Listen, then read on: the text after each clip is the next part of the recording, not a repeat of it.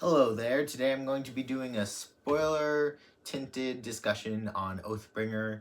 So if you've not yet read this book, don't watch this video, so let's get started.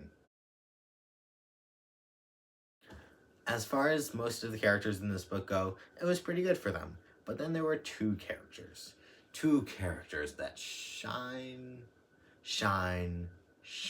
in this book. Well, you can probably guess one of them. So we'll start off with him, Dalinar. Dalinar. This was Dalinar's book. He had the big moment at the end, but he had the flashbacks too. And guess what? He also has a huge amount of personal growth in this book. Partly because he has to learn how to be someone who he is not. Both a good person, well, he already kind of was a good person, but he's learning how to be a better person, but he's also learning how to be more of a diplomat. Not necessarily a diplomat, but more of one. And so, yeah, that's pretty much his journey throughout this book. But also, he has to deal with remembering who he was. And then, at the very end of it, he has to deal with deciding that that he is going to stick to who he is now, which shouldn't be that hard of a decision because he is a much better person now, but it would be so easy and so nice for him to turn away, at least for himself. But, you know, he makes the hard decision and the right one, and also the one that no one apparently could have predicted, at least none of the people who have godly, divine sight. And so, yeah, Dalinar, great book for Dalinar, amazing book for Dalinar. Now moving on to Seth. I love Seth so much, mainly because his POV is written really well. I think it's distinct, and it's so strongly Seth in a way that most of the POVs are not so strongly their own characters. Also, this whole stuff with Nail and the Skybreakers, really cool. Also, Shivar sounds really cool. I totally haven't read Wind and Truth yet, and I totally am not lying about that.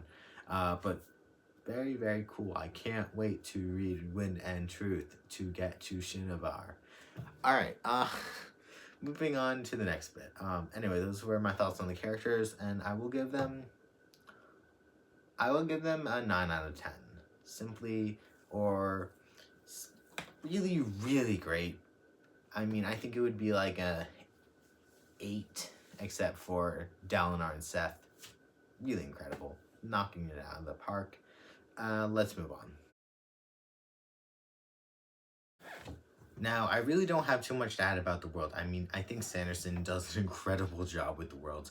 Not only making them unique and diverse and interesting, but also making them relevant to the story.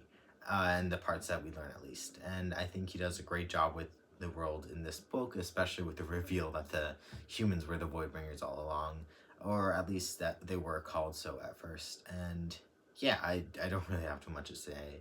10 out of 10. That is the aspect that Sanderson usually earns a 10 out of 10 on. For me, is the world. He is so good at world building, and he just is in his own his worlds are some of the best I think ever created.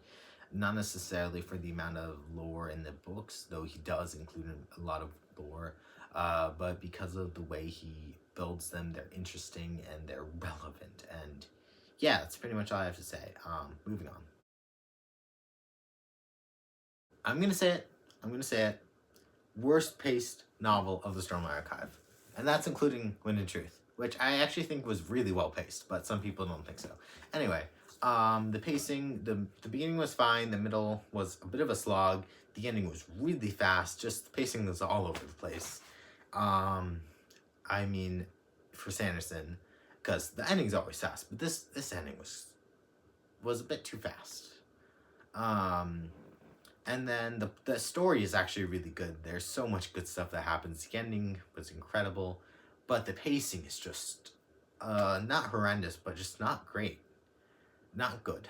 So I think overall I'm going to give it a 7.5 out of 10 because pacing is like a 5 or 4 or something. Maybe, no, not a 4, a 5. And then the story is like a 10, so 7.5 it is. moving on to the writing. As far as the writing goes, it's Sanderson's writing for this book. It's okay.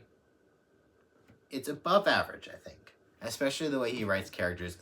Seth's writing, great.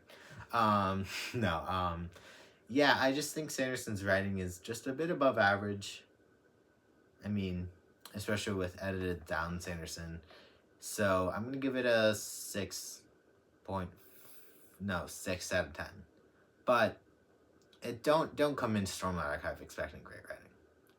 Alright, finally let's move on to my overall thoughts. Now, overall this book gets an 8.125 out of 10 score from me. Now, that's not to say that I just thought this book was great. I really loved reading this book, but looking at it from a bit of a more critical view, it is not the best Stormlight Archive book. It's not the best book by any close, not even close to that. I think it's an incredible book. I think it's an incredible read, but it's lacking a little bit in plot, and the characters are great, but they're not exceptionally great for the most part. Ultimately, I really enjoyed this book, but it does have a couple of flaws.